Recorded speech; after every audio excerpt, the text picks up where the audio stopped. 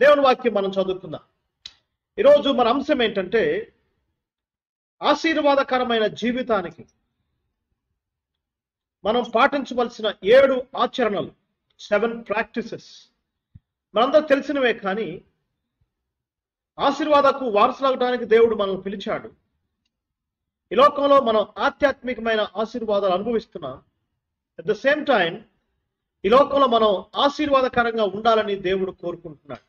ఈ కరోనా కాలంలో, క్లిష్ట కాలంలో కూడా, ఏ కాలంలో అయినా సరే ఆశీర్వాదకరంగా ఉండాలి అనేది దేవుని యొక్క ఉద్దేశం. బైబిల్ గ్రంథంలో 3 వ్యక్తులు వారి జీవితాల్లో ఈ యొక్క ఆచరణలు వారు ఆచరించి చూపించారు. వారి ద్వారా ప్రపంచానికి ఆశీర్వాదాలు వచ్చినాయి.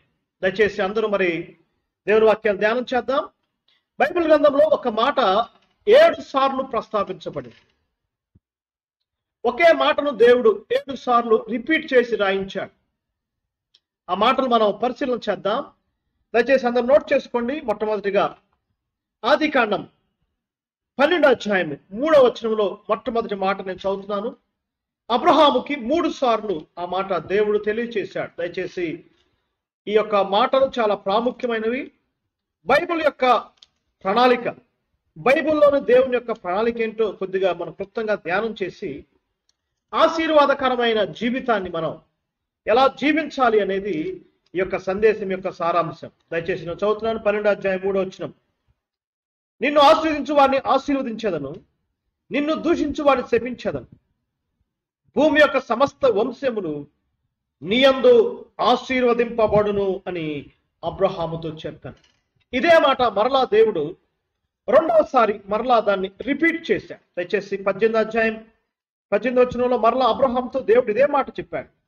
అబ్రహాము నిశ్చయముగా బలము గల గొప్ప జనమగును, అతని మూలముగా భూమిలోని సమస్త జనులు ఆశీర్వదింపబడును.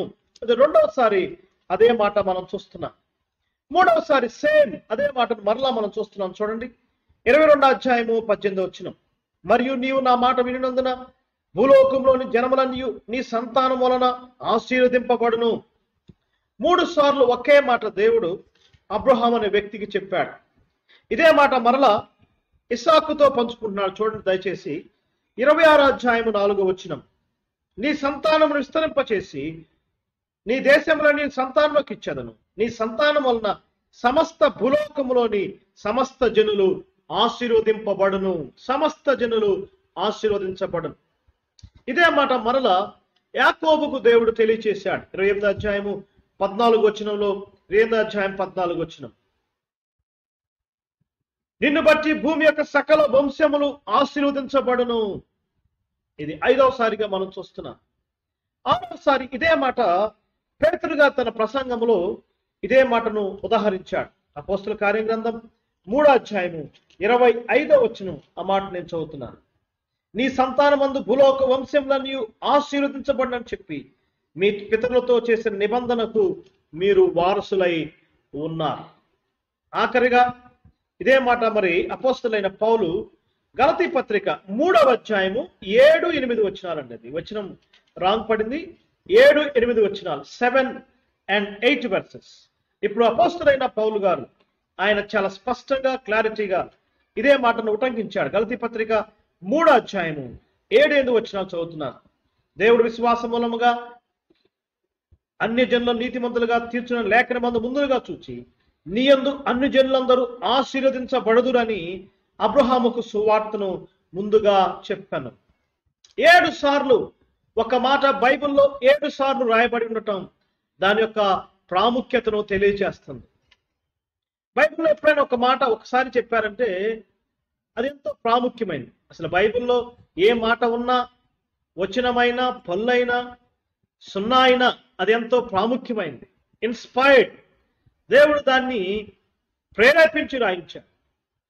అలాంటి బైబిల్ గ్రంథంలో దేవుడు ఎక్కువ మాట్లాడలేదు, తక్కువగా మాట్లాడలేదు. సర్ప్లస్ అంటారు. మాట్లాడాల్సిన దానికంటే ఎక్కువగా చెప్పలేదు, మాట్లాడాల్సిన తక్కువగా చెప్పలేదు. కానీ ఒకే మాటను 7 సార్లు దేవుడు చెప్పించటం, దాని యొక్క ప్రాధాన్యతను మనం గ్రహించాలి. బైబిల్లో ఒకసారి ఒక మాట చెప్పబడిందంటే ఇంపార్టెంట్ అని అర్థం. 2 సార్లు చెప్పబడిందంటే వెరీ ఇంపార్టెంట్ అని అర్థం. 3 సార్లు చెప్పబడిందంటే వెరీ వెరీ ఇంపార్టెంట్ అని అర్థం. అది 7 సార్లు చెప్పబడిందంటే చాలా చాలా ప్రాముఖ్యమని అర్థం చేసుకోవాలి. ఇలాంటి బైబిల్లో 7 సార్లు చెప్పబడిన మాటలు చాలా ఉన్నాయి. ఉదాహరణకి నిన్ను వలె నీ పొరుగు అని ప్రేమించమనే మాట 7 సార్లు చెప్పబడింది. ఇల్లు కట్టువారు నిషేధించిన రాయి మూలకు తలరాయి అనే మాట 7 సార్లు చెప్పబడింది. 7 టైమ్స్ అనేది పర్ఫెక్షన్, దేవుని ప్రణాళికను తెలియజేస్తుంది. అందుకే బైబిల్ అంతా 7లో మనకు చాలా కనపడతాయి. 7 సంఘాలు, 7 నక్షత్రాలు. కరెక్ట్ గా 7 సార్లు ఈ మాట చెప్పడం ఉద్దేశం ఏంటి అంటే బైబిల్లో ఉన్న దేవుని యొక్క ప్రణాళికను అది తెలియచేస్తుంది. భూలోక వంశములన్నీ ఆశీర్వదించబడాలి. ప్రతి వంశము, ప్రతి జాతి ఆశీర్వదించబడాలి. చాలా మంది తెలియక ఏమనుకుంటారంటే బైబిల్ గ్రంథము తెల్లోళ్ళ గ్రంథం అనుకుంటారు. ఫలానా ఖండానికి సంబంధించింది, ఫలానా జాతికి సంబంధించిందని ఒక భావాన్ని ఉంటారు. కానీ ఆది కాండ మొదలుకొని ప్రకటన గ్రంథం వరకు బైబిల్లో ఉన్న దేవుడు సమస్త జనుల గురించి ఆయన ఆలోచన చేశారు. అందుకనే అపోస్తల కార్యం 17:37 ఆ మాట మనం చూస్తున్నాం. ఇప్పుడైతే అందరూ అంతటా మారు మనసు పొందాలని ఆయన ఆజ్ఞాపిస్తున్నాడు. అందరూ అంతటా. దేవుని ప్రణాళిక అందరికీ సంబంధించింది, అంతటికి సంబంధించింది. 1 తిమోతి పత్రిక 2:4-5 వచనాల్లో మనుషులందరూ రక్షణ పొందాలని దేవుడు కోరుకుంటున్నాడు. 2 పేతురు పత్రిక 3:9 వచనం, ఎవడును నశింపాలని నిశ్చయింపక అందరూ మారు మనసు పొందాలి. అందరూ, అన్ని జాతులు వారు ఆశీర్వదించబడాలి. అసలు ఆశీర్వాదం అంటే ఏంటో ముందుగా కొంత చూద్దాం. ఈ ఆశీర్వాదాలు తీసుకొచ్చిన వారు ఎవరో చూద్దాం. వారు ఏ విధంగా ప్రపంచానికి ఆశీర్వాదకరంగా ఉన్నారో కూడా మనం ధ్యానం చేయబోతున్నాం. ఇప్పుడు మనం చదువుకున్న ఈ యొక్క మాటల ఆరంభం ఆదికాండం 12 మాత్రమే మనం చూస్తున్నాం. మీరు గమనించుంటారు, ఈ యొక్క మాట కాపీ పేస్ట్ అంటారు. అంటే ఒక చోట చెప్పిన మాట దేవుడు మళ్ళా పేస్ట్ చేసుకుంటూ వెళ్ళాడు. ముగ్గురికి ఆ మాట చెప్పబడింది. అబ్రహాముకు చెప్పబడింది, ఇస్సాకు చెప్పబడింది, యాకోబుకు చెప్పబడింది. ఇక బైబిల్లో ఎవరికి ఆ మాట చెప్పబడలేదు, కేవలం ఈ ముగ్గురికే. అందుకే హెబ్రీ పత్రిక 11 ఆ మాట మనం చూస్తున్నాం. వీరు సమాన వారసులు అనే మాట మనం చూస్తున్నాం. Equal hairs. అబ్రహాము ముఖ్యమైన వాడే, ఇస్సాకు ముఖ్యమైన వాడే, యాకోబు ముఖ్యమైన వాడే. అందుకనే ముగ్గురికి చెప్పారు కాబట్టి సమాన వారసులు అనే మాటను మనం గ్రహించాలి. కొంతమంది ముగ్గురులో పోటీ పెట్టామనుకోండి, అబ్రహాం గొప్పడా, ఇస్సాకు గొప్పోడా, యాకోబు గొప్పోడంటే రకరకాలుగా మీరు సమాధానం చెప్తారు. అబ్రహాం విశ్వాసం గొప్పది కాబట్టి అబ్రహామే గొప్పవాడని మీరు చెప్పొచ్చు. ఇస్సాకు సమర్పించుకున్నాడు కాబట్టి ఇస్సాకు గొప్పవాడని మీరు చెప్పొచ్చు. యాకోబు జీవితంలో మార్పు కలిగింది కాబట్టి గొప్పవాడని మీరు చెప్పొచ్చు. కానీ దేవుని వాక్యము సమాన వారసులుగా మనం చూస్తున్నాం. అందుకే ముగ్గురికి మాత్రమే ఆ వాగ్దానం చేయబడింది. ఈ యొక్క వాగ్దానం యొక్క అంశం ఏంటంటే సమస్త జాతులకు ఆశీర్వాదము ఈ ముగ్గురు ద్వారా వచ్చింది అని మనం గ్రహించాలి. కాబట్టి బైబిల్ గ్రంథానికి కీలకమైన వ్యక్తులుగా ఉన్నారు. మొదటి 11 అధ్యాయాలు మనందరికీ బాగా తెలిసిందే. ఆదాము నుంచి అబ్రహాం వరకు 2000 సంవత్సరాల చరిత్ర మనకు కనపడుతుంది. ఆదికాండం 11:26 వచనంలో మొట్టమొదటిగా అబ్రహాం పేరు మనకు కనపడుతుంది. మనందరూ తెలుసు, ఆదాము మొదటి అధ్యాయంలో కనపడితే 11 అధ్యాయంలో అబ్రహాము కనపడతాడు. అదొక స్పెసిఫిక్ పార్ట్. ఆ 2000 సంవత్సరాల గురించి మనం పెద్దగా ఆలోచించాల్సిన అవసరం లేదు. కానీ ఒకటి మాత్రం జరిగింది. 11 అధ్యాయంలో గందరగోళం జరిగింది, కన్ఫ్యూజన్. బాబేలు అంటే తారుమారు. సమస్త జనులు భాషలు తారుమారు చేయబడి చెదరగొట్టబడ్డారు. ఇలాంటి కన్ఫ్యూజన్ లో దేవుడు ఒక ప్రత్యేకమైన ప్రణాళికను బయటికి తీసుకొచ్చాడు. 11 అధ్యాయాన్ని గందరగోళ అధ్యాయం అంటారండి. గందరగోళంగా ఉన్నా కూడా దేవుడు మాత్రం గందరగోళంలో లేడు. దేవుడికి ఒక ప్రత్యేకమైన ప్లాన్ ఉంది. ఏంటా ప్లాన్ అంటే సమస్త జాతులు ఆశీర్వదించబడాలి. దాని కొరకు దేవుడు ఒక సూక్ష్మ ప్రణాళిక వేశాడు. దయచేసి 4 స్టెప్స్ మీరు నోట్ చేసుకోండి. బైబిల్ యొక్క ప్రణాళిక ఎంత సూక్ష్మమైందంటే క్లిష్టమైనదేం కాదు, కానీ 4 భాగాలుగా దేవుడు ఈ ప్రణాళికను నెరవేర్చాడు. మొట్టమొదటిగా ఒక వ్యక్తిని ఎన్నుకున్నాడు. ఆయన పేరు అబ్రహాం గారు. రెండవదిగా ఆ వ్యక్తి ద్వారా కుటుంబాలు కట్టాడు. అబ్రహాము, ఇస్సాకు, యాకోబు 12 మంది కుటుంబాలు. ఆ కుటుంబాల ద్వారా ఒక జాతిని చేశాడు. నిర్గమాకాండం నుంచి ద్వితీయోపదేశకాండం వరకు జాతిగా రూపొందించబడి, తర్వాత స్టెప్లో ఆ జాతికి ఒక దేశం ఇచ్చాడు. యెహోషువ గ్రంథం నుంచి మలాకి గ్రంథం వరకు దేశం ఇచ్చాడు. ఇక సువార్తల్లోకి వస్తే ఆ దేశంలో రక్షకుడు జన్మించాడు. ప్రపంచానికి ఏ ఆశీర్వాదం అయితే కావాలో ఆ సువార్త ఆశీర్వాదం ఇవ్వటానికి దేవుడు తన కుమారుడైన యేసు ప్రభుని లోకానికి పంపాడు. ఆయన లోకానికి రావటం, ఆయన సిలువే పడటం, ఆయన సిలువ కార్యము ద్వారా ప్రపంచానికి ఆశీర్వాదం రావటం అనేది మనం చూస్తున్నాం. అందుకే దయచేసి గలతీ పత్రిక 3వ అధ్యాయము 12-13 వచనాలు మీరు చదివితే, ఈ ప్రపంచానికి ఆశీర్వాదం కావాలంటే యేసు ప్రభు వారు శాపగ్రస్తుడు అవ్వాల్సి వచ్చింది.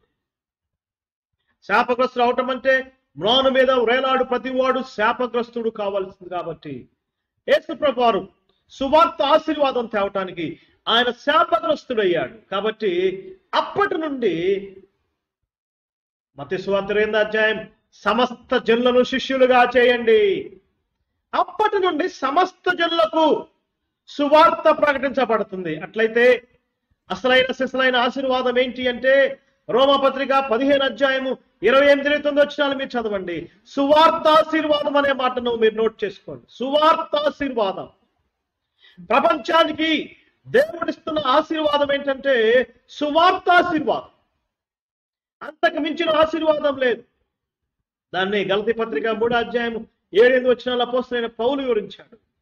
అన్ని జనుడైన వాడు, దూరస్తుడైన వాడు యేసు క్రీస్తునందు విశ్వాసం ఉంచుట ద్వారా నీతిమంతుడు అవుతున్నాడు. ఇదే గొప్ప ఆశీర్వాదం. ఈ రాత్రి యేసు ప్రభు వారు ఇచ్చే ఆశీర్వాదం ఇదే. అనీతిమంతులము, దూరస్తులము, దౌర్భాగ్యులమైన మనకు నీతిమంతులయ్యే అవకాశం ఇచ్చాడు. ఈ గొప్ప ఆశీర్వాదంలో దేవుడు పాలు పంపులు దయచేశాడు. అది మొదటిదైతే దేవుడు అబ్రహాము, ఇస్సాకు, యాకోబులకు వాగ్దానం చేసింది ఏంటంటే భౌతికమైన ఆశీర్వాదాలు ప్రపంచానికి వారి ద్వారా వచ్చినాయి. ఇది ఎవరైనా అంగీకరించాల్సిందే. ఉదాహరణకి మొట్టమొదటి సెల్ ఫోన్. ఈనాడు మరి సెల్ ఫోన్ ఎంత గొప్ప ప్రభావం చూపిస్తుందో మనకు తెలుసు.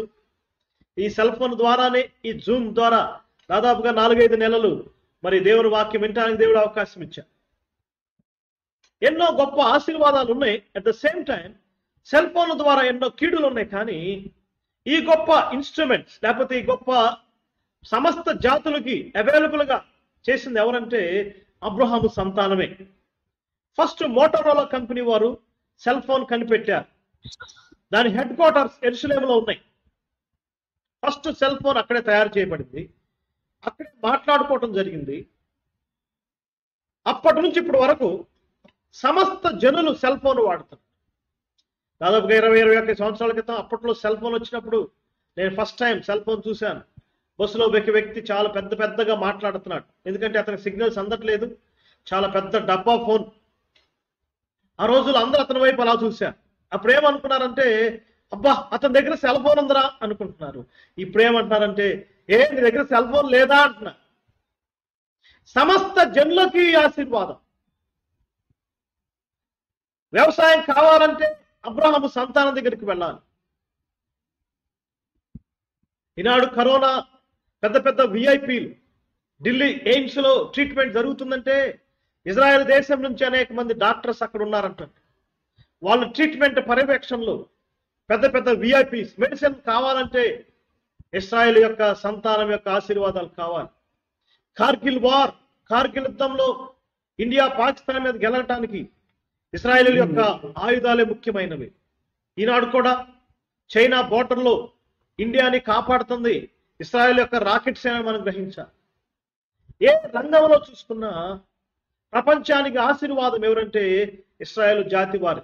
ఈనాడు వ్యాక్సిన్ గురించి చెప్తున్నారు, కానీ ఇజ్రాయెల్ సైంటిస్టులు ఎప్పుడో చెప్పారు, 2019 డిసెంబర్లోనే చెప్పారు. దీనికి మెడిసిన్ రావడం చాలా కష్టం. ఫుడ్ ద్వారా మాత్రమే దీన్ని జయించాలి, మంచి ఆహారం తీసుకోండి ఆ రోజులోనే వారు చెప్పారు. ప్రపంచానికి ఆశీర్వాదం, సమస్త జనులకు ఆశీర్వాదం బైబిల్లో దేవుడు ఏర్పాటు చేసిన ప్రణాళిక ద్వారానే మనం గ్రహించాలి. ఇది ఆర్ఎస్ఎస్ సోదరులకు తెలుసు కాబట్టి, ఆర్ఎస్ఎస్ సోదరులకు ఇజ్రాయెల్ యొక్క గొప్పతనం తెలుసు కాబట్టి మోడీ గారు ఆయన టీం అంతా ఇజ్రాయెల్తో ఎంతో సఖ్యతగా ఉంటారు. ప్రపంచానికి అర్థమైంది. కానీ ఈ సాయంకాల సమయం ముందు శాపగ్రస్తమైన నీ జీవితాన్ని, నా జీవితానికి ఈ సంగతి అర్థం కావాలి. మనకు ఆశీర్వాదం ఎవరంటే మన ప్రభువైన యేసుక్రీస్తు ఆ సంతానంలో జన్మించాడు. మనకు ఆశీర్వాదం ఇవ్వడానికి శాపమయ్యాడు. ఆయన ఆశీర్వాదాన్ని తీసుకొచ్చాడు. అందుకే ఎఫెసీ పత్రిక 1వ అధ్యాయం 3వ వచనం మనం చూస్తున్నాం. క్రీస్తు యేసునందు పరలోక సంబంధమైన ప్రతి ఆశీర్వాదం మనం పొందుకుంటున్నాం. 1 పేతురు పత్రిక 3వ అధ్యాయం 7వ వచనం అనుకుంటా, ఆశీర్వాదములకు వారసులగుటకు మనం పిలువబడితే. ఈనాడు ఆశీర్వాదం అంటే ఏమనుకుంటున్నారంటే ఇల్లుంటే ఆశీర్వాదం, పొలాలుంటే ఆశీర్వాదం, ఆస్తి ఉంటే ఆశీర్వాదం, ఉద్యోగాలుంటే ఆశీర్వాదం అంటున్నారు. వాస్తవమే. కానీ నిజమైన ఆశీర్వాదం ఏంటో చూడండి ఒకసారి. అపోస్తల కార్య గ్రంథం 3వ అధ్యాయము 26వ వచనం చూద్దాం. 3వ అధ్యాయం 26వ వచనం. అపోస్తల కార్య గ్రంథం 3:26. ఆయన సేవకుణ్ణి పుట్టించి మీలో ప్రతి వానిని వారి దుష్టత్వం నుంచి మళ్లించుట వలన మిమ్మును ఆశీర్వదించుటకు ఆయనను మొదట మీ వద్దకు పంపెను. దుష్టత్వం నుంచి మళ్లించబడటమే ఆశీర్వాదం. డియర్ బ్రదర్స్ అండ్ సిస్టర్స్, ఒక పాపి మారటం ఆశీర్వాదం, ఒక త్రాగుబోతు మారటం ఆశీర్వాదం, ఒక జూదగాడు మారటం ఆశీర్వాదం, ఒక వ్యభిచారి మారటం ఆశీర్వాదం, ఒక మోసగాడు మారటం ఆశీర్వాదం. ఈ ఆశీర్వాదం ఈయటానికి యేసు ప్రభు ఈ లోకానికి వచ్చాడు. ఆశీర్వాదాన్ని మనం పొందుకున్నాం. అట్లయితే ఈ ఆశీర్వాదానికి కర్తలు ముగ్గురు అని మనం చెప్పుకున్నాం. అబ్రహాము, ఇస్సాకు, యాకోబు. ఈ ముగ్గురి ద్వారా దేవుడి ప్రణాళికను వేశాడు. మనం అబ్రహాం జీవితాన్ని చదువుతున్నప్పుడు ఏదో ఆయనలో ఉన్న కొన్ని గొప్ప లక్షణాలు మనం తీసుకుంటాం. ఇస్సాకు జీవితాన్ని చదువుతున్నప్పుడు కొన్ని లక్షణాలు మనం తీసుకుంటాం. యాకోబు జీవితాన్ని చదివినప్పుడు కొన్ని లక్షణాలు మనం తీసుకుంటాం. కానీ ఈ ముగ్గురుగా కలిపి మనం చూసినప్పుడు ఎందుకు ఆ ముగ్గురిని దేవుడు వాడుకున్నాడు? వారిలో ఉన్న స్పెషాలిటీ ఏంటి? ఆ ముగ్గురినే దేవుడు ఎందుకు ప్రపంచానికి ఆశీర్వాదంగా మార్చాడు? ఈనాడు మరి నేను నీవు ఎలాగూ ఆశీర్వాదంగా ఉండగలము అనేది మనం ధ్యానం చేయబోతున్నాం. క్లుప్తంగానే చూస్తాం. వారి యొక్క ముగ్గురు జీవితాలు మనం పరిశీలన చేసినప్పుడు ఆ ముగ్గురులో 7 సమాన విషయాలు ఉన్నాయి.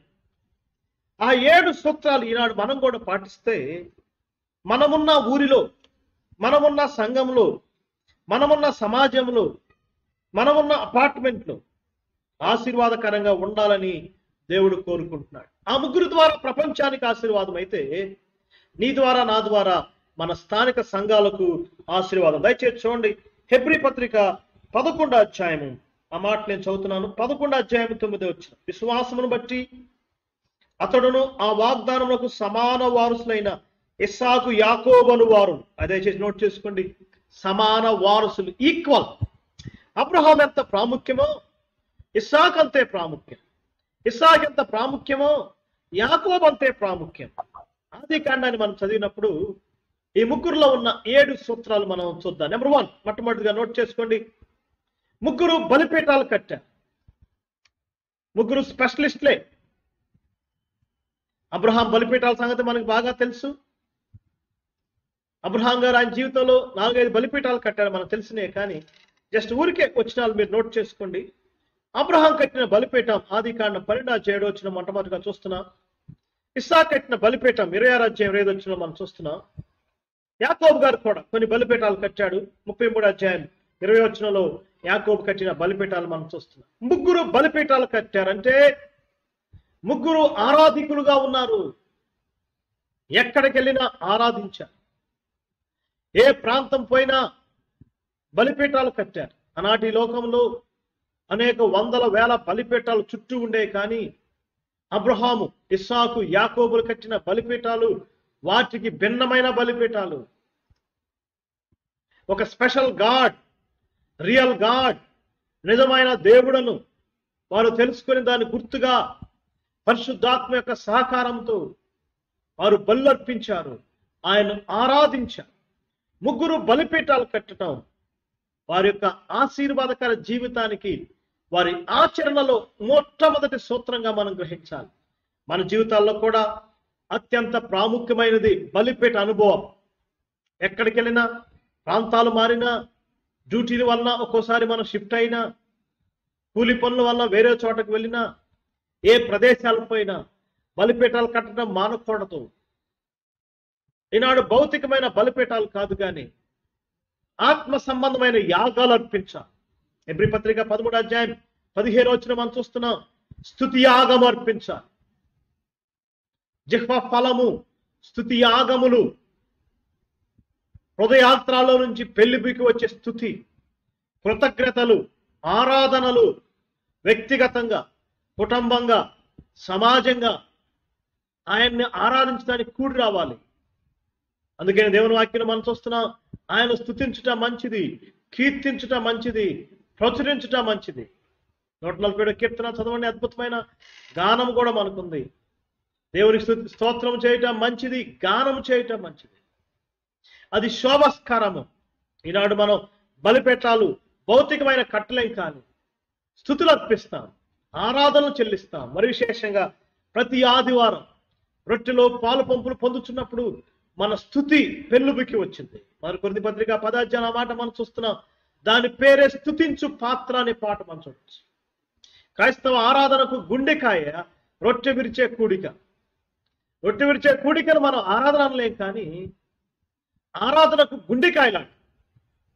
నిజంగా ప్రభుని ఆరాధించడానికి మనకు మంచి అవకాశము రొట్టె విరిచే కూడికలో పాల్గొనటం.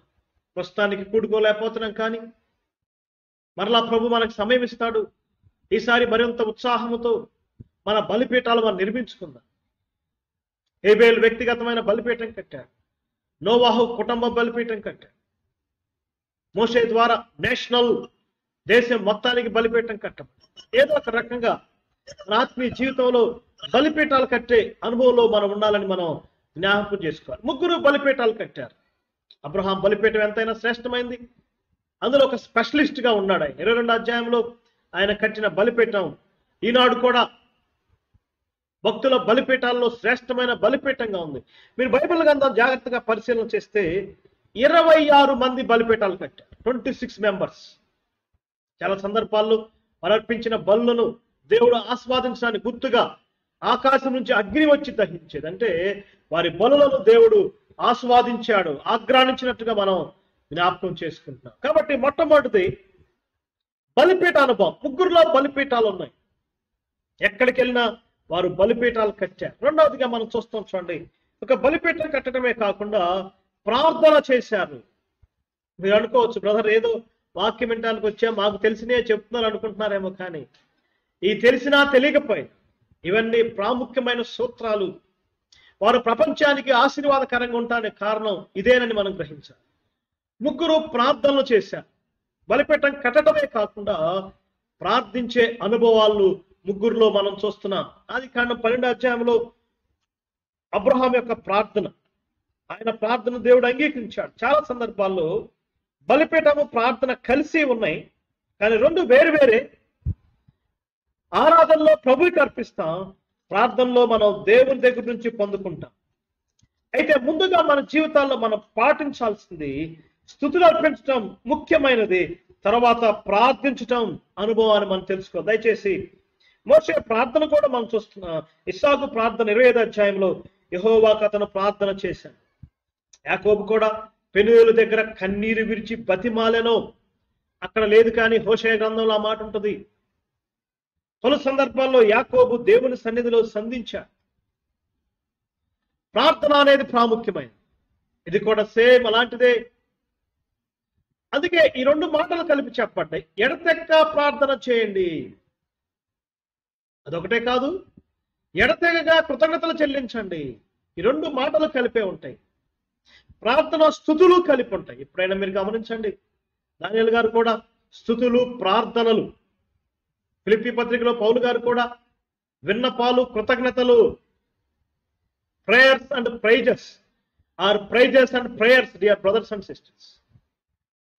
ప్రార్థించే అనుభవం, పర్సనల్గా వ్యక్తిగత ప్రార్థనలు, కుటుంబ ప్రార్థనలు, సంఘపరమైన ప్రార్థనలు, దేశాల కొరకు, ఈనాడు మరి ప్రతి శనివారం మన స్థానిక సంఘాల్లో జరిగే ఆ యొక్క ప్రేయర్స్, ఆర్ఎస్ఎస్ సోదరులు కానీ మన మోడీ గారు కానీ వారు కూడా కూర్చుని వింటే వారు నిజంగా క్రైస్తవులను అభినందిస్తారు. దేశం కొరకు మనం చేసే ప్రార్థనలు, రాజుల కొరకు మనం చేసే ప్రార్థనలు, డియర్ బ్రదర్స్, ప్రార్థించాల్సింది. ఆశీర్వాదకరంగా ఉండాలా? అట్లయితే మన జీవితాల్లో ప్రార్థన అనుభవం, వారి జీవితాల్లో ముగ్గురు ప్రార్థించిన సందర్భాలు మనం చూస్తున్నాం. బలిపీఠాలే కాకుండా ప్రార్థన అనుభవంలోకి మనం ఉండాలి. మూడవదిగా మనం చూద్దాం, థర్డ్ వన్, ముగ్గురు బావులు తవ్వించారు. ఇది కూడా ప్రత్యేక అనుభవమే. అబ్రహాం ఒక్కడే బావులు తవ్వించడం కాదు, లేదా ఇస్సాకు ఒక్కడే కాదు, కానీ యాకోబు గారు ముగ్గురు కలిసి బావులు తవ్వించినట్టుగా దేవుని వాక్యంలో స్పష్టమైన ఆధారాలు ఉన్నాయి. అబ్రహాం జీవితంలో అది రాయబడలేదు, కానీ 26వ అధ్యాయంలో ఇస్సాకు గురించి చెప్పబడినప్పుడు ఆ మాటలు చెప్పబడినాయి. 26వ అధ్యాయం 18వ వచనం, అబ్రహాము దినాల్లో తవ్వబడిన బావులు, వాటిని ఫిలిస్తీన్లు పూడ్చిపెడుతుంటే ఇస్సాకు గారు మళ్ళీ తిరిగి తవ్వటాన్ని మనం చూస్తున్నాం. యాకోబు గారు బావులు తవ్వినట్టుగా ఆది కాండం లేదు, కానీ యోహాను సువార్త 4వ అధ్యాయంలో ఆ యొక్క సమరయ స్త్రీ తాను తన కుమారులు తాగటానికి యాకోబు, మన తండ్రి అయిన యాకోబు తవ్వించాడు కదా అని సమరయ స్త్రీ ఇచ్చి ఒక క్లూ ఇచ్చింది. వెల్ డిగ్గర్స్, ముగ్గురు బావులు తవ్విన వారుగా మనం చూస్తాం. బావులు ఏం తెలియజేస్తున్నాయి? అనేకమైన మన పోలికలుగా చెప్పొచ్చు, కానీ దేవుని వాక్యాన్ని చేదుకోవటం, వాటర్, నీరు దేవుని వాక్యానికి సాదృశ్యంగా ఉంది. ఆ రకంగా మనం వాటిని పోల్చుకోవచ్చు. 119వ కీర్తన 9వ వచనం, యవనస్తులు దేవుని చేత నడకను శుద్ధి చేసుకుంటారు. Water for washing. యోహాను సువార్త 13వ అధ్యాయంలో యేసుప్రభువు వారు పాదాలు కడిగి, మీరు కూడా ఒకరి పాదాలు కూడా కడుక్కోండి, మీరు నా మాటల వలన పవిత్రులయ్యారు. ఎఫెసీ పత్రిక 5వ అధ్యాయం 7వ వచనం, వాక్యము చేత ఉదక స్నానం, వాక్యము చేత పునర్జన్మ స్నానం, వాటర్ ఫర్ వాషింగ్. వారి జీవితాల్లో వాక్యాన్ని చదవటం, వాక్యాన్ని ధ్యానించడం ఒక సాదృశ్యంగా మనం చెప్పుకుంటాం.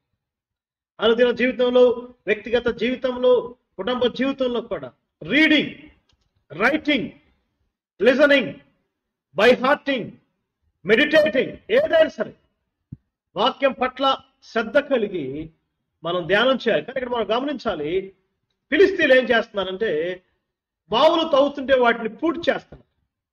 ఎందులో ఆత్మీయమైన సత్యాలు లేవంటారా? ఎన్నోసార్లు మీటింగ్కి వెళ్తాం, చాలా ఖర్చు పెట్టుకుని, చాలా దూరం పెట్రోల్ ఖర్చు పెట్టి మీటింగ్ అని ఇంట్రెస్ట్కి వెళ్తాం, మంచి వాక్యాలు శ్రద్ధగా వింటాం, కానీ ఏదో ఒక శోధనలు విన్న వాక్యాన్ని పూడ్చివేసే పరిస్థితులు ఉంటాయి. 20 సంవత్సరాల క్రితం చెప్పిన వాక్యాలు గుర్తున్నాయా అంటే ఏమో అండి అంటారు కొంతమంది. సాతాను పని ఏంటంటే వాటిని పూడ్చివేయటమే, కానీ మన పనేంటి? ఎప్పటికప్పుడు పూడ్చివేయబడిన బావులను తిరిగి తవ్వుకోవాలి, వాటి కొరకు ప్రయాసపడాలి. పితరులు తవ్విన బావులు, పితరులు ఇచ్చిన సత్యాలు, ఆ వాక్య వెలుగు కొరకు, ఆ జల్లలు, ఆ సంతోషం, ఆ దాహము, ఆ తీర్చే ఆ గొప్ప వాక్యం కొరకు మనం పోరాడాలి, మనం ముందుకు వెళ్ళాలి. అట్లయితే ముగ్గురు బావులు తవ్విన అనుభవాలు మనం చూస్తున్నాం. Well diggers. అంతేకాదు, నీరు పరిశుద్ధాత్మకు సాదృశ్యం కూడా మనం చెప్పచ్చు. ఆత్మ పూర్ణులైన జీవితం, be filled with the holy spirit. ఆత్మ పూర్ణులై ఉండండి, ఆ ఆత్మ చేత నింపబడాలి, ఆత్మ నడిపింపులో ఉండాలి. అప్పుడే మనం ప్రపంచానికి ఆశీర్వాదకరంగా ఉంటామని జ్ఞాపకం చేసుకోవాలి. మూడవదిగా ముగ్గురు బావులు కట్టారు. ఇప్పుడు వరకు 3 విషయాలు మనం చూసాం. బలిపీఠాలు కట్టారు, ప్రార్థనలు చేశారు, బావులు తవ్వారు. అంతవరకే కాదు, 4వదిగా మనం చూద్దాం. చూడండి, ముగ్గురు గుడారాల్లో జీవించారు. ఇది కూడా చాలా ప్రాముఖ్యమైన విషయం. హెబ్రీ పత్రిక 11వ అధ్యాయంలో ఈ సమాన వారసులు గుడారాల్లో జీవించారు. యాత్రికులు, పరదేశులు. ఎవరేమన్నా పేదవారా? వారికి ఏమైనా ఆస్తులు లేవా అంటే కాదు. అబ్రహాము ధనవంతుడే, ఇసాకు ధనవంతుడే, యాకోబు ధనవంతుడే. గొర్రెలున్నాయి, గొడ్లున్నాయి, బంగారం ఉంది, వెండి ఉంది, విస్తారమైన ఆస్తి ఉంది. కానీ లోతు వలె వరకు పర్మనెంట్ స్ట్రక్చర్స్ లో లేరు. కానీ గుడారాలు. ఒక చోటకి వెళ్తాం, అక్కడ గుడారం వేసుకోవటం, అక్కడ కొన్ని రోజులు ఉంటాం, మరలా అక్కడి నుంచి మరలా. అబ్రహాం గుడారంలో ఉంటే ఉన్నాడు, మరి ఇస్సాకు ఉన్నాడా? ఇస్సాకు కూడా ఉన్నాడు. ఇస్సాకు ఉంటే ఉన్నాడు. యాకోబు ఉన్నాడా? యాకోబు కూడా ఉన్నాడు. యాకోబు గారు సుక్కోతులోకి వెళ్ళి పాకలు వేసుకున్నాడంట. పాకలు, గుడారాలు కాకుండా పాకలు వేసుకుంటే పరిస్థితి మారిపోయింది. ఏం జరిగిందో మనకు తెలుసు. ఎంత అవమానం కలిగింది. పాకలు తీసేశారు. పాకలు కాదు కానీ గుడారాలు. యాత్రిక జీవితం. పేతురు పత్రిక చదవండి.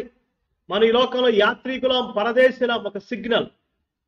బిల్డింగ్లో ఉండటం తప్పని నేను అంటలేదు, డూప్లెక్స్ హౌస్లో ఉండటం తప్పని అంటలేదు. దేవుడు మనకు అవకాశం ఇస్తే మంచి స్ట్రక్చర్స్, బిల్డింగ్స్, వెంటిలేషన్ కలిగినవి దేవుడు మనకిచ్చిన తాహతును బట్టి వాటిల్లో ఉండటం పెద్ద తప్పు కాదు. కానీ మన వైఖరి ఎలా ఉండాలి? ఈ లోకంలో మనం యాత్రికులం, పరదేశులుగా ఉండాలి. సహజంగా ఎవరైనా చనిపోయినప్పుడు ఎక్కువగా ఈ పాట పాడతారు, పరదేశులమో ప్రియులార అనే పాట. బరియల్ టైంలో ఈ పాట ఎక్కువగా పాడతారు. కొన్ని సంఘాల వారికి ఈ పాట ఒక సెంటిమెంట్. మామూలు మీటింగ్లో ఆ పాట పాడకూడదు, ఎందుకంటే ఆ పాట ఎత్తగానే భయం వేసింది. కానీ వాస్తవం ఏంటంటే ప్రతిరోజు మనం పాడుకోవాలి ఆ పాట. పరదేశులమో ప్రియులారా, మన పురం ఇది కాదు ఇప్పుడు, ఎవ్రీడే. ఎందుకంటే మనం ప్రస్తుతానికి అద్దింట్లో ఉన్నాం, మనం సొంత ఇంటికి వెళ్ళబోతున్నాం. ఆర్భాటముతో, ప్రధానత శబ్దముతో పరలోకం నుంచి ప్రభు దిగిరాబోతున్నాడు. ఫిలిప్పీ పత్రిక 3వ అధ్యాయం ఆఖరి వచనంలో మీరు చూడండి, ఆయన పరలోకం నుంచి వస్త్రాన్ని కనిపెడుతున్నా. ఈ లోకంలో మనం యాత్రికులుగా, పరదేశులుగా ఉండాలని మనం గ్రహించవలసిన వారమై ఉన్నాం. అందుకని యోసేపు సింహాసనం ఎక్కిన తర్వాత యాకోబుకు ఒక వర్తమానం పంపాడు. డాడీ, మీకు ఆ సుక్కోతులో ఉన్న ఆ సామాగ్రి లక్ష్య పెట్టొద్దు, అది అక్కడ విడిచిపెట్టి వచ్చేసేయండి. ఈజిప్ట్ రండి, మీకు మంచి పదార్థాలు ఇస్తాను, శ్రేష్టమైన మీకు ఇప్పిస్తాను, రండి, వాటిని విడిచిపెట్టి రండి, వాటిని లక్ష్య పెట్టొద్దు అన్నాడండి. ఈనాడు కూడా ఈ భౌతిక సంబంధమైన వాటిని లక్ష్య పెట్టామంటే మనం ఆశీర్వాదకరంగా ఉండలేం. బ్యాంక్ విషయాలు అవసరమే, మెయింటైన్ చేయాలి. కుటుంబ అవసరాల నిమిత్తం మెయింటైన్ చేయాలి. అంతేకాని అదే లోకంగా మనం ఉండకూడదు. ఇది క్రైస్తవ విశ్వాస జీవితం యొక్క లక్షణం. మనం యాత్రికులం, పరదేశులుగా ఉండాలి. 3 గుడారాల్లో ఉన్నారు, tent living. Dear brothers and sisters, అపోస్తలుడైన పౌలు కొరింథీ పత్రికలో ఇదే భావాన్ని తెలియచేశారు. ఈ గుడారం శిథిలమైపోయింది. పేతురు పత్రికలో కూడా పేతురు గారు కూడా నా గుడారం విడిచిపెట్టాలని దేవుడు నాకు సిగ్నల్ ఇచ్చాడు. ఈ గుడారం నేను విడిచిపెట్టాలి. ఈ గుడార అనుభవంలోకి మనం రావాలి.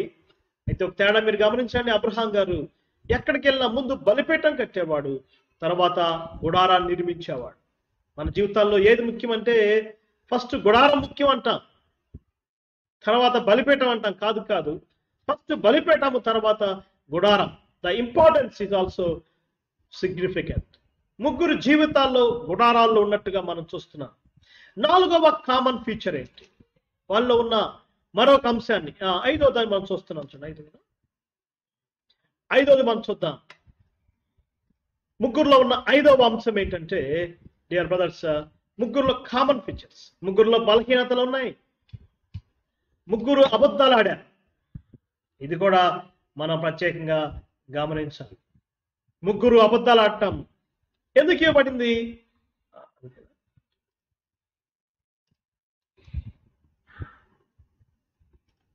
3 అబద్ధాలు ఆడారు. దయచేసి చూడండి. అబ్రహాం గారు, ఆయనలో బలహీనత ఉంది, ఇస్సాకులో కూడా బలహీనత ఉంది, యాకోబులో కూడా బలహీనత ఉంది. మనకి ఇక్కడ ఒక మంచి ప్లస్ పాయింట్ అనుకుంటున్నారు చాలా మంది. 3 అబద్ధాలు ఆడారు కాబట్టి మనం కూడా ఆడొచ్చు అంటారా? అందుకొరకు దేవుని వాక్యం ఇవ్వబడింది. ఎందుకు భక్తుల యొక్క లోపాలు దేవుని వాక్యం తెలియజేశాడంటే మనం చేయటానికి కాదండి, మనం కూడా అట్లా జీవించడానికి కాదు. కానీ వారు చేసినప్పుడు వారు పొందిన ఫలితం ఏంటో మనం గ్రహించాలి. దేవుడు వారిని ఏ విధంగా సరిచేశాడో మనం అర్థం చేసుకోవాలి. తద్వారా వాళ్ళు ఏ విధంగా తిరిగి వచ్చారో అర్థం చేసుకోవాలి. యాకోబు పెనుయేలు దగ్గర ఆయన అబద్ధ జీవితాన్ని ఒప్పుకోలేదా? అంగీకరించలేదా? అంగీకరించాడు. నీ పేరేంటి చెప్పంటే నా పేరు యాకోబు, మోసగాడినయ్యా అని చెప్పాడు. ఆనాడు తండ్రితో అబద్ధం ఆడిన మాట వాస్తవమే, కానీ ఇప్పుడు దేవునితో అబద్ధం ఆడలేకపోయాడు.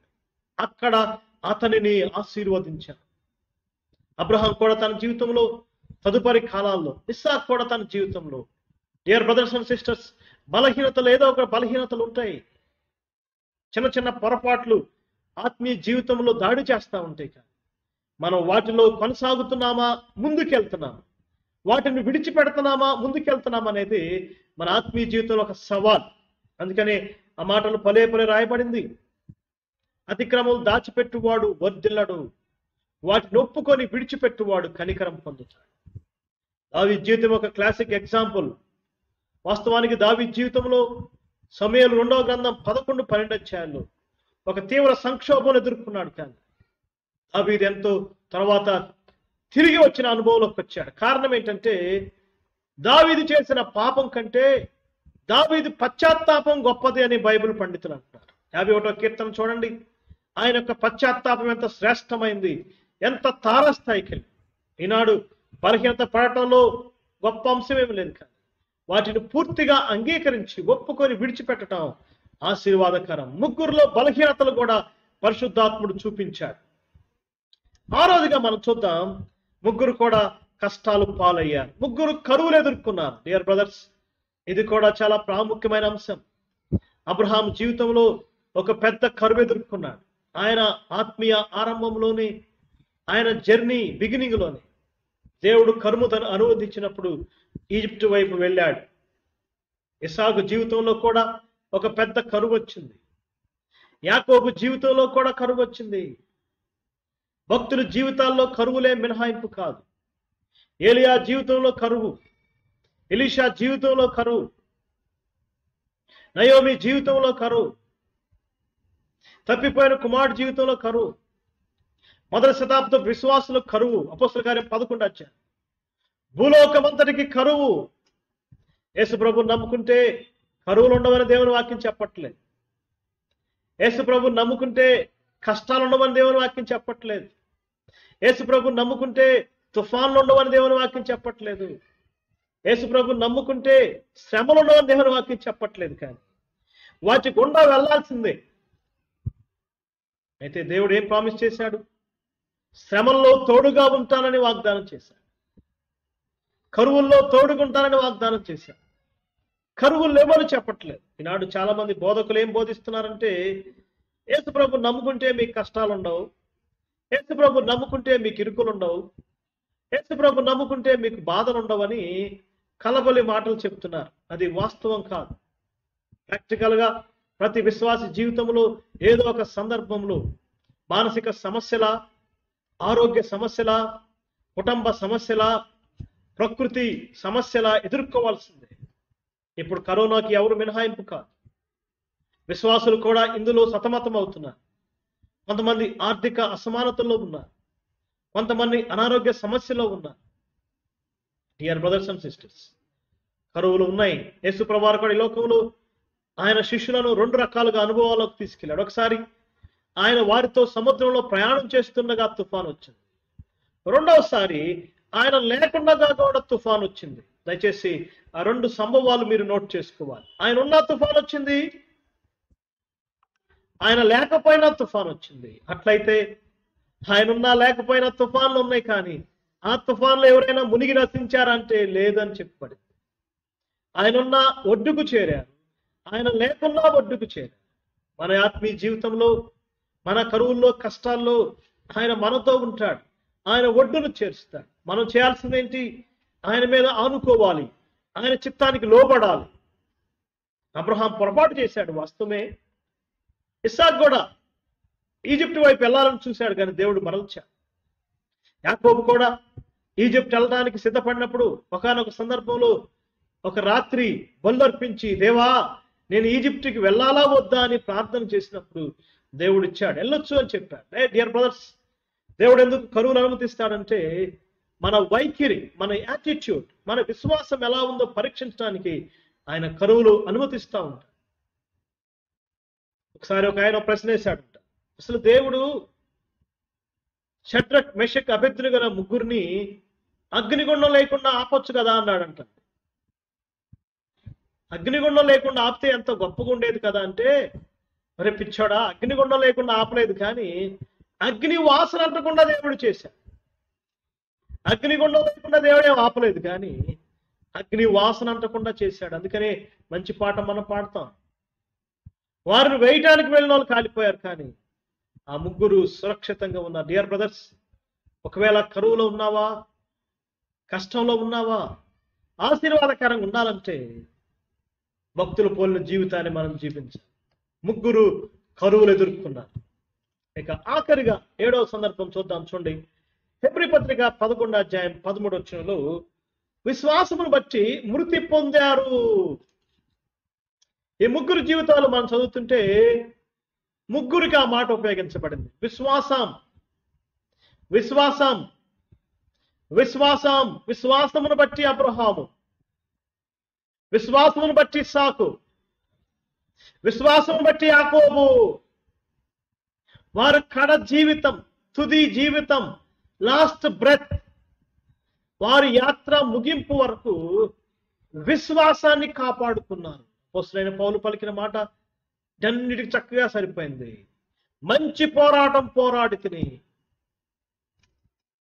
నా విశ్వాసాన్ని కడముట్టించి తిని, నా విశ్వాసాన్ని కాపాడుకుంటుని. డియర్ బ్రదర్స్ అండ్ సిస్టర్స్, మన ఆత్మీయ జీవితంలో ఏదో ఒక పెద్ద ప్రమాదంలో ఉంది. రేపు కరోనా సంక్షోభం పోయినా కూడా ఎంతమంది మందిరాలకు తిరిగి వస్తారో తెలియని పరిస్థితి. చాలా మంది లోకంలో కలిసిపోయారు. యేసుప్రభు నమ్ముకున్నా మాకేమీ మేలు కలగలేదని చాలా మంది ఒక సంక్షోభంలో పడిపోయారు. ఇంకొంతమంది ఇంకా మాకు కష్టాలు ఎక్కువైపోయినాయే అని ఇంకొంతమంది ఆందోళనలో ఉన్నారు. సాతానుడు రకరకాలైన అవిశ్వాసపు బాణాలు మన మీద సంధిస్తాడు, కానీ అబ్రహాము, ఇస్సాకు, యాకోబుల వలె మన విశ్వాసం గలవారమై మృతి పొందాలి అనేది దాని యొక్క సారాంశం. అపోస్తలుడైన పౌలు ఆఖరిగా ఆ యొక్క నీరో చక్రవర్తి ఖడ్గానికి బలయ్యే ముందుగా మరలా ఒకసారి ఆయన విశ్వాసాన్ని గురించి అడిగినప్పుడు ఆయన అదే మాట చెప్పాడు. నా తల పోగొట్టుకోవటానికైనా నేను ఇష్టపడుతున్నా, కానీ నా విశ్వాసాన్ని మాత్రం నేను విడిచిపెట్టను. భక్తులందరూ విశ్వాసంతో మృతి పొందారు. దానికి గుర్తుగా ఏం జరిగిందో మనందరూ తెలుసు. అబ్రహాం గారు ఎక్కడైతే పాతి పెట్టబడ్డాడో అక్కడే ఇస్సాకు గారు పాతి పెట్టబడ్డాడు. అక్కడే యాకోబు గారు పాతి పెట్టబడ్డాడు. ముగ్గురు ఒకే చోట పాతి పెట్టబడ్డారు. ముగ్గురులో ఉన్న కామన్ ఫీచర్ అదే. అబ్రహాం పక్కనే ఇస్సాకు, ఇస్సాకు పక్కనే యాకోబు. ముగ్గురు ప్లేసెస్ ఒకటే. అందుకనే హెబ్రీ పత్రిక ఆ మాట రాయబడింది, విశ్వాసం గలవారే మృతి పొందారు. ఒకసారి ఈ ముగ్గురు జీవితాలు చూడండి. అబ్రహాం గారు పుట్టింది బబులోను దేశంలో, కానీ చనిపోయి పాతి పెట్టబడింది కానాను దేశం. ఇస్సాకు గారు పుట్టింది కానాను దేశంలో, చనిపోయి పాతి పెట్టబడింది కానాను దేశం. యాకోబు గారు పుట్టింది కానాను దేశంలో, చనిపోయింది ఐగుప్తు దేశంలో, కానీ పాతి పెట్టబడింది మాత్రం కానాను దేశంలో. ఎక్కడ పుట్టినా ఎక్కడ చనిపోయినా ముగ్గురు ఒకే చోట పాతి పెట్టబడటం, కానాన్లో పాతి పెట్టబడటం అనేది క్రీస్తులో పాతి పెట్టబడటం.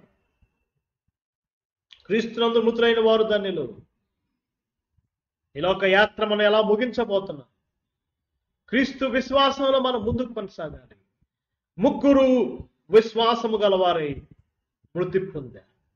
7 common features. Dear brothers and sisters, ఈ ముగ్గురు మనకిచ్చే ఛాలెంజెస్ ఇవే. బలిపీఠాలు కట్టారు, ఆల్టర్స్.